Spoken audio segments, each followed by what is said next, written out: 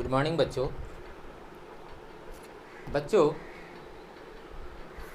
आज हम वे कविता पढ़ने जा रहे हैं जिसके प्रथम भाग में हमने कवि मैथिली शरण गुप्त जी के बारे में जानकारियां हासिल की। उनके जन्म, उनके देहावसान, वे किस काल के कवि थे, उनकी प्रमुख कृतियाँ क्या क्या हैं। तो बच्चों, अभी इस क्लास में हम मैथिली शरण गुप्त जी द्वारा लिखित किरणों का खेल कविता के अंतिम पंक्तियां हम सस्वर वाचन करेंगे। उसके कठिन शब्दों के अर्थ जानेंगे। उसमें निहित भाव यानी जो प्रकृति के सौंदर्य का वर्णन मैथिली शरण गुप्त जी ने बहुत ही सुंदर तरीके से जो हमारे समक्ष प्रस्तुत किया है, जो कि पंचवटी जो वाटिका है उसके सौंदर्य का उन्होंने बहुत ही सुंदर तरीके से प्रस्तुत किया है हमारे समक्ष। उसे हम समझेंगे, उसमें निहित भावों को हम अपने जीवन में उतारेंगे। तो बच्चों, इससे पहले हम लोगों ने कवि तथा कविता के शुरुआती हिस्सों में हमने देखा कि पंचवटी जो वाटिका है जिसमें सुंदर चंद्रमा अपनी किरणें किस प्रकार जल में भी और थल में भी इतने सुंदर तरीके से उसका मार्मिक चित्रण हमें देखने को मिलता है। वह किस प्रकार इस भू को, इस धरती को, इस पृथ्वी को, इस आसमान को कितने चार चांद लगा दिए हैं, उसका हमने देखा, पढ़ा। इसमें हम लोगों ने और भी देखा कि रात रूपी चंद्रमा, रात जो है वह सवेरा होते ही सूर्य के निकलने पर वे लुप्त हो जाते हैं और फिर संध्या होने पर वही सूर्य उस आकाश रूपी चादर को छोड़ देता है। वे नियमतापूर्वक बड़े डिसिप्लिन से अपने कार्य को किस प्रकार करते हैं, स्थिर रूप से हमें आनंदित करते हैं। आज हम पेज नंबर 17 पृष्ठ संख्या 17 के द्वितीय पंक्ति जो है वे हम पढ़ेंगे। तो बच्चों, इस कविता को शुरू में भी मैंने बताया था कि मैथिली शरण गुप्त ने इस पाठ में, इस कविता में बहुत ही प्रकृति का सुंदर नज़ारों के वे वर्णन किए हैं। वे हम आगे जान सकते हैं। बंद नहीं अब भी चलते हैं नियति नटी के कार्यकलाप, पर कितने एकांत भाव से, कितने शांत और चुपचाप। कवि यहाँ स्वच्छ चांदनी और चतुर्दिक आनंद के वातावरण का सुंदर वर्णन करते हुए कहा है कि पंचवटी का जो सौंदर्य है, यानी पंचवटी का जो सौंदर्य है वह अति यानी बहुत ही मनमोहक है। कह रहे हैं कि बंद नहीं अब भी चलते हैं नियति नटी के कार्यकलाप, यानी प्रकृति के जो कार्यकलाप है, जो दिन का जो कार्यकलाप है, संध्या के वक्त जो कार्यकलाप है, रात के जो कार्यकलाप हैं, वे कार्यकलाप बहुत ही तन्मयता के साथ वे कितने गतिशील हैं, वे किस प्रकार मनोहारी हैं, उसका वर्णन करते हुए कहते हैं कि प्रकृति के कार्यकलाप रात में भी उसी भाव से, शांत भाव से, चुपचाप अपने कार्य के प्रति गतिशील है और और रात में भी प्रकृति अपना काम एकांत और शांत भाव से चुपचाप कर रहा है। तो कवि यहाँ कहते हैं कि बंद नहीं अब भी, यानी अंधेरा होने के बाद भी अब भी चलते हैं नियति नटी के कार्यकलाप। नियति नटी यानी प्रकृति रूपी नर्तकी, जो जैसे हम कहीं देखते हैं, किसी विवाह में हम जाते हैं, किसी ऑकेशन में जाते हैं, तो हम देखते हैं कि नाच गाना होते रहते हैं। वैसे ही कवि मैथिली शरण गुप्त जी कहते हैं कि वे प्रकृति के नज़ारे जो हैं वह प्रकृति रूपी नर्तकी के साथ तुलना करते हुए कहते हैं कि वह एक नर्तकी के समान, जो बार बार समय अनुसार वे बदलते हुए अपने नृत्य को हमारे समक्ष प्रस्तुत करते हैं। एकांत में भी चुपचाप वे अपने कार्यकलाप को निभाते हैं। अभी जो कार्यकलाप यानी काम, ओके, अभी हम दूसरा पंक्ति पढ़ेंगे। है बिखरे देती वसुंधरा मोती सबके सोने पर, रवि बटोर लेता है उनको सदा सवेरा होने पर। कहने कि जब रात के अंधेरे में जब हम छत के ऊपर या आंगन में निकलते हैं तो हम देखते हैं कि रात में हम देखते हैं कि एक चांद होते हैं और सैकड़ों तारे जगमग करती हुई झिलमिलाती हैं। उसके प्रतिबिंब हम पानियों में देख सकते हैं, उसके प्रतिबिंब हम थल यानी भूमि पर भी देख सकते हैं। तो वे जो वसुंधरा का जो सुंदरता है, वसुंधरा यानी पृथ्वी या धरती का जो सुंदरता है, वह है बिखेर देती वसुंधरा, यानी जब वसुंधरा यानी धरती में वे तारों के, वे सूर्य चांद के जो मोतियाँ, जो चमकते हुए करियाँ होती हैं, वे जो बिखर देती हैं लोगों के सोने पर, यानी जब सब लोग सो जाते हैं रात के अंधेरे में, आराम फरमाते हैं, आराम करते हैं, तब वह आकाश, चंद्रमा, तारे वे चारों तरफ अपनी रोशनी से बिखेर देते हैं। लेकिन सुबह होते ही रवि, रवि यानी सूर्य, भानु, दिनकर, है ना, सूर्य या दिवाकर, कह रहे हैं कि सूर्य रवि बटोर लेता है, यानी सूर्य उसको क्या कर लेते हैं, बटोर लेते हैं, बटोर लेता है उनको सवेरा, सदा सवेरा होने पर। यानी रात के अंधेरे में आसमान में जो चांद होते हैं, है ना, फिर बहुत सारे सैकड़ों जो तारे होते हैं, उनकी जो झिलमिलाती रोशनी होती हैं, वह सुबह सवेरा होते ही उसे क्या करता है, रवि यानी सूर्य क्या करते हैं, उसे अपने आंचल में उसे बटोर लेते हैं, है ना, बटोर लेते हैं उनको सदा सवेरा होने पर। यानी जैसे ही सवेरा होने पर सूर्य निकलता है, वह रात के चांद को, उसके चांदनी को, तारों को वे अपने आंचल में बटोर लेते हैं, है ना, ढक लेते हैं। कवि कहते हैं कि पृथ्वी सबके सो जाने पर नित्य प्रति आकाश में नक्षत्र रूपी मोतियों को फैला देती है और सूर्य सदा प्रायः प्रातःकाल हो जाने पर उनको अपने आंचल में बटोर कर रख लेता है। वह सूर्य भी नक्षत्र रूपी मोतियों को, संध्या रूपी सुंदरी को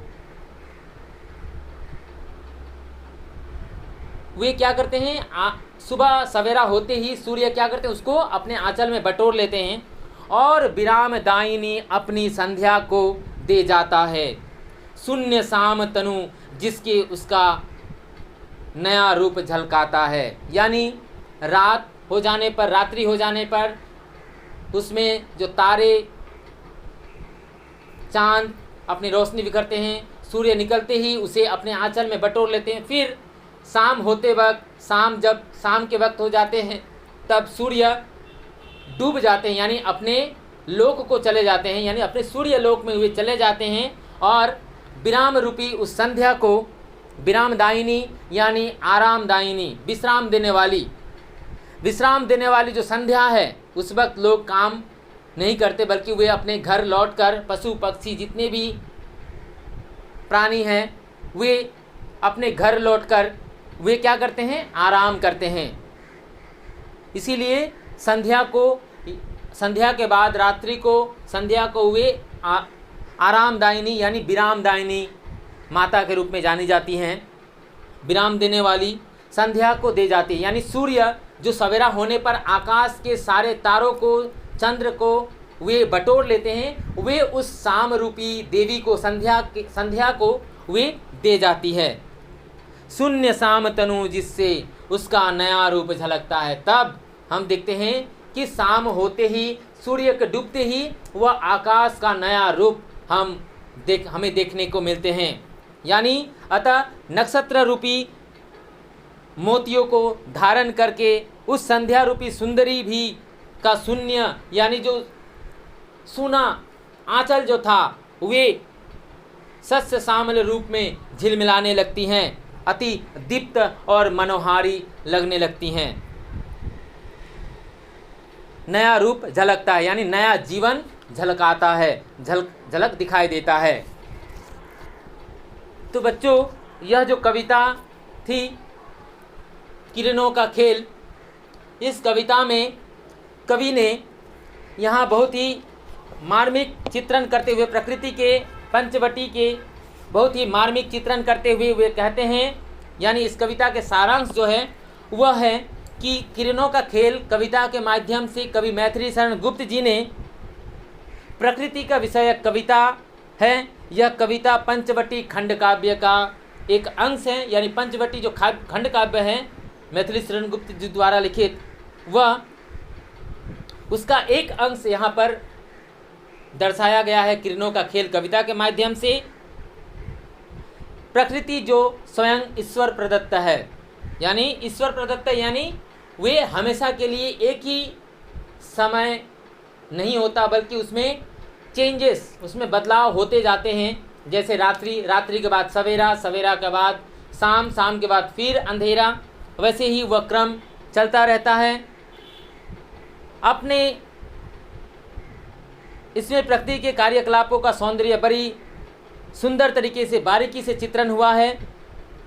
अपने संसाधनों के माध्यम से हमेशा खुशियाँ बांटती है, वह आसमान हो, धरती हो, तारे हो, चांद हो, सूरज हो या संध्या हो, वे अपने माध्यम से वे खुशियाँ बांटती रहती हैं।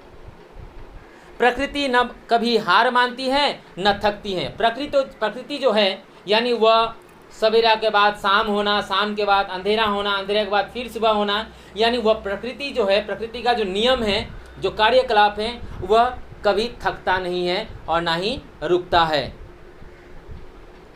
यह अपना सब काम शांत भाव से तथा नियम समय पर करती है। रात में चांद अपनी स्वच्छ चांदनी से संपूर्ण पृथ्वी को सरोवर कर देता है, वहीं सूरज अपनी किरणों के जादू बिखेर कर संसार में उजाला फैला देता है। धरती हरी हरी घासों के माध्यम से पैर झूम झूम कर तथा पवन चारों तरफ सुगंध फैलाकर अपनी खुशियाँ जाहिर करते हैं। धरती का कोना कोना आनंद से भर जाते हैं। इस तरह प्रकृति रोज नए नए एवं विविध रूपों में हमारे सामने आती हैं और हमें सुखद अनुभूति का एहसास दिलाती है। तो बच्चों, इस कविता में हमने मैथिली शरण गुप्त जी के बारे में जाना, उनके प्रमुख काव्य के बारे में जाना, इस कविता के सारांश को हमने देखा।